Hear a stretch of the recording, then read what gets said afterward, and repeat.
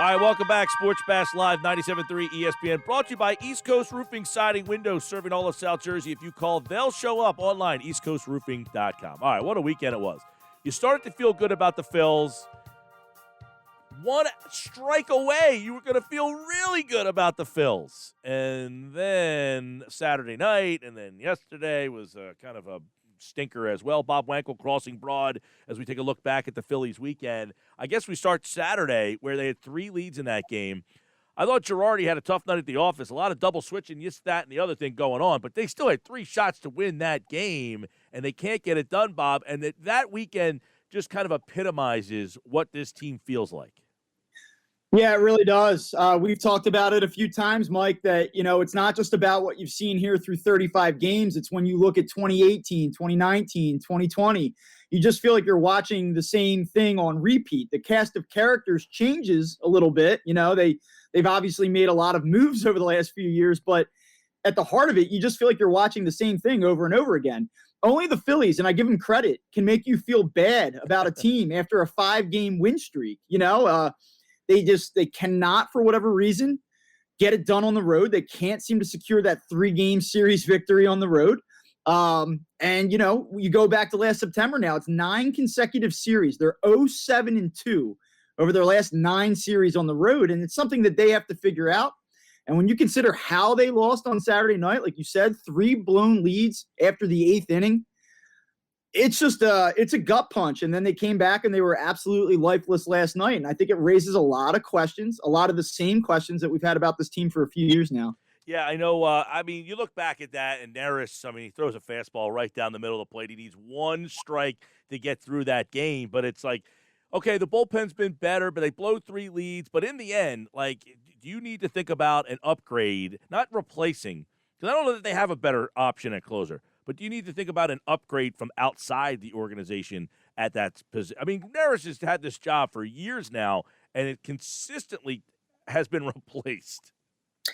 Yeah, I think that if they want to be serious about making a run in the second half, that bringing in a closer, and I obviously understand that Archie Bradley has been out now for almost a month, but I don't think that he's that guy at this point either. I think he's a nice piece, a late inning guy, a high leverage guy that you can rely on. But I don't think that he's a guy that you say, here's the ball in the 9th, go get him, So when you look at how this bullpen's currently constructed, Joe Girardi still seems to feel that Hector Neris gives them their best chance in the 9th inning. I guess that's debatable at this point, but certainly that would be an area that they need to look at. And I think probably continue to add to, if they want to be a serious contender. You look at the numbers this bullpen has posted.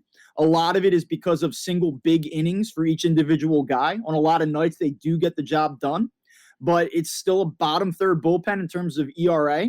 And they have a long way to go if they want to be a playoff team with these guys coming out the door in the 7th, 8th, and 9th. Yeah, I know. I don't know. That might have been the most disappointing part about it is the fact that they blew through 3 leads in that game. But I don't know. It's hard to look back in all those double switches and everything. Was Girardi kind of overmanaging, overdoing? I don't even know that affected the game, though, did it?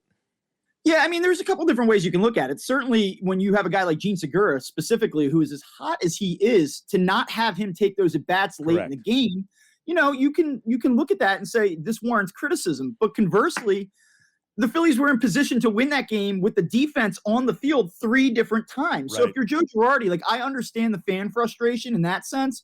But if you look at it and say, well, from a tactical standpoint, the offense was able to provide a lead in 3 different scenarios. So I don't think that is entirely fair. That's not what cost them that game on Saturday night. And then when you just look at this team's DNA and the way that it moves and the way that it feels, last night, Andrew McCutchen goes out on the first pitch and gives you a quick 1-0 lead, and then they just had nothing after that. Aaron Nola had nothing. Offensively, they had very few opportunities. They squandered the ones that they did generate. And I think it just calls into question about this missing it factor, this missing edge that this team seems to have. And I know that that's a little bit unfair given the fact that they've won 5 of their last 7 games. But it's like they just can't get over that hump, especially in big-time games, pivotal games against division opponents, especially on the road. That's a good point. It's the fact that the lack of consistency, and then you start the game off with a home run. There's some first pitch, feel good, and then they changed the lineup a little bit. I'm gonna get your thoughts on that. Segura went 2. They moved Hoskins all the way down to 7. It's like, you know me, Bob. I am not a fan of Hoskins hitting in the 2-hole, but then you threw him all the way down to 7. It was like, all right. So I don't know what to think about the fact that they changed the lineup around. I say, all right, you get points for moving Segura, the hot guy, into that spot. But again, it just goes back to this team. What are they, 18-19 or 19? This just seems to be who they are because of all of these things. It's just a culmination of all the decisions, moves, things they do adds up to being just an average baseball team. Yeah, and you know what? To talk about Rhys Hoskins specifically, one of the claims of why you would put him in the 2-hole is because of the on-base skills, and that was the one thing. Even when his average wasn't there last year, you talked about a patient hitter, a guy that could be a table setter for you. Rhys Hoskins' on-base percentage right now is below 300. So to me, it's an obvious move to get him out of the 2-hole, especially the way that he's going right now. He's been out in front of a lot of pitches. He seems like he's back to guessing. We know that he sort of ebbs and flows. He's a streaky hitter. And right now, especially, it's just not there for him. So I don't have any issue moving him out of the 2-hole, especially if he's not going to get on base. He's not generating walks the way that he has in the past. The thing that I think illustrates this team's, I'll call it dysfunction. I mean, maybe that's not the right word, but how disjointed this offense can be. When you look at guys on an individual basis, there are players in this lineup that are producing. But Bryce Harper is a guy that has an OPS well over 900. He struggled this weekend. He has 10 runs batted in this season with 6 home runs. So that means that he's knocked in 4 Phillies besides himself to this point in the season. And I mean, that's baffling when you consider the overall productivity that he's posted. Mike, he has 12 plate appearances or 12 at-bats this season with runners in scoring position. It's insane. That I saw. I think you tweeted that out this morning, and I was like, "You got to be that's almost incomprehensible that's the case here." You look around and you look at this roster, and like, is Girardi getting the most? Again, is this roster just is what it is? It doesn't matter how good Girardi does, what mistakes he made, what he does well, what buttons he pushes. Like, does it all just equal up to this is just a mediocre team again? I do wonder over the last few years, I think it's fair to say that this is a team that doesn't really know how to win. And it's certainly a team that doesn't know how to win together. Like, they have some veteran pieces, some guys that have played important games in the past, but it just seems like the collective whole is less than, what they should be on an individual basis. Like, when you add up all of the different parts, you expect a little bit more.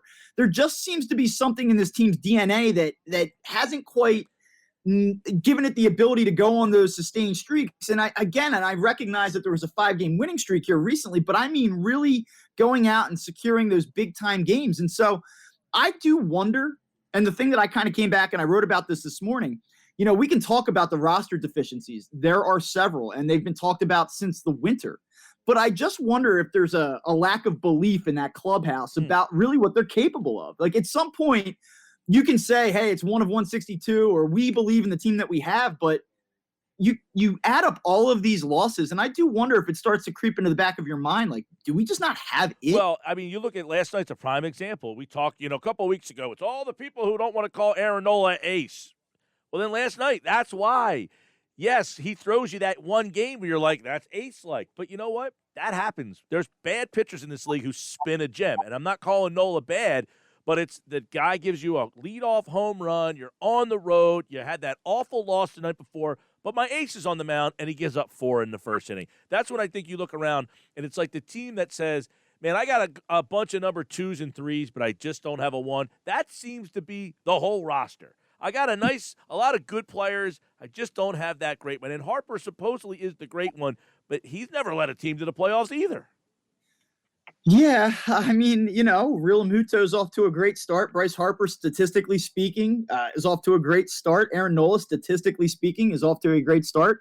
In theory, they have guys that should be these headliner A1 type players. But, I think what jumps out at you is that they just can never seem to get a group of these guys hot together to really power a streak. And I don't mean just consecutive wins, but I'm talking about a 12 out of 14 stretch, a 15 out of 20 stretch. And that's what this team so desperately needs. And when you look at the individual parts and the fact that they trot out a guy like Zach Eflin, who's been excellent, Zach Wheeler, who's been excellent at times, Aaron Nola, who has the ability to be excellent, you would think they would be able to bunch together wins more frequently than they do. They just did, though. I mean, Bob, what went into this win streak they had? Was it because the Brewers came in with a half-ass roster? I mean, they had a bunch of guys beat up and hurt, or the Phillies played good. I mean, they won a bunch of one-run games. That's a sign of a good team.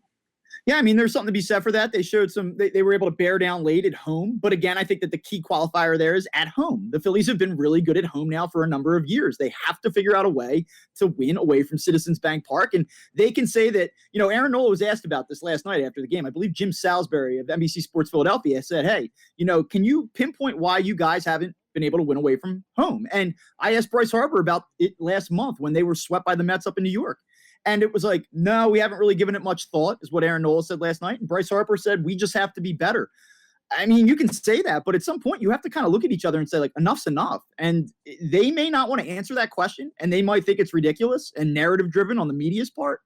But until they start winning games away from home, it's a real problem, and it's something that's going to be continued to be talked about. Yeah, I know that, this is a team that obviously has been very frustrating, but you said the wins on the road and loss, the win-loss on the road, it's like the Sixers from a year ago. It's almost, you can't even come up with a reason. This is baseball, too. I mean, the home field, I don't know. I feel like baseball is not quite like the NBA, where the crowd is such a difference maker for basketball and football. Like baseball, I know, like A-Rod said last night, you want to be about 500 on the road, and you want to be about, good teams are about 600-700 at home.